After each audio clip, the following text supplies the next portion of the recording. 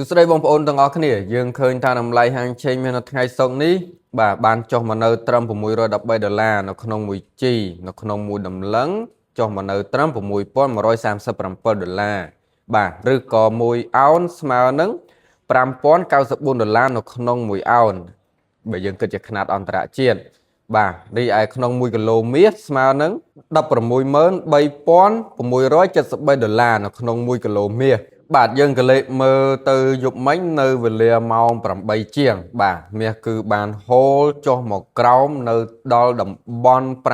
$5,050នៅក្នុង1អោនបាទដែល1 G ស្មើនឹង$608បា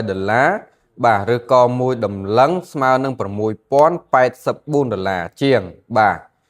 បងប្អូននេះក៏ជាឱកាសមួយដែលបងប្អូនអាចឆក់ឱកាសបានក្នុងពេលខ្លីៗក្នុងការកក់មាសឡើងឬកក់មាសចុះរយៈពេលខ្លីយើងអាចកាត់យកផលចំណេញបានបាទបើយើងក៏លេខមើលទៅពីថ្ងៃវិញគឺមាសស្ថិតនៅក្នុង$5,180នៅក្នុង1អោនបាទដែល1 G ស្មើនឹង$624ឬក៏1តម្លឹងស្មើនឹង$6,240នៅក្នុង1តម្លឹងបាទហើយបើយើងគិតមកដល់ថ្ងៃទី6នេះវិញគឺមាសបានហូរមកច្រើនដែរបងប្អូនបាទហើយនៅក្នុងយុគនេះគឺមានព័ត៌មានច្រើនមែនទែនដែលធ្វើឲ្យតម្លៃមាសមានការប្រែប្រួលខ្លាំង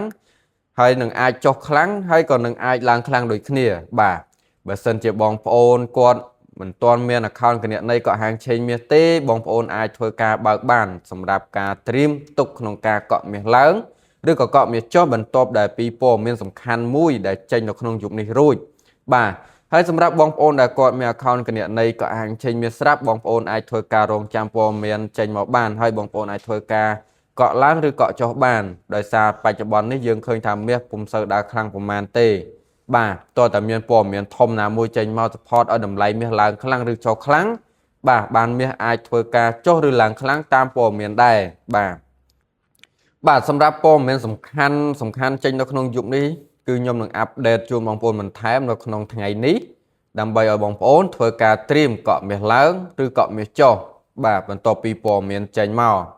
សម្រាប់បងប្អូនដែលគាត់ចង់បើកគណនីកក់ហាងឆេងមាសត្រៀមកក់នៅយុគនេះបានន័យថាចុងសប្តាហ៍ហើយនៃផ្សារមាសបិទបាទអញ្ចឹងបងប្អូនអាចធ្វើការបើកគណនីដើម្បីត្រៀមកក់ហាងឆេងមាសឡើងបាន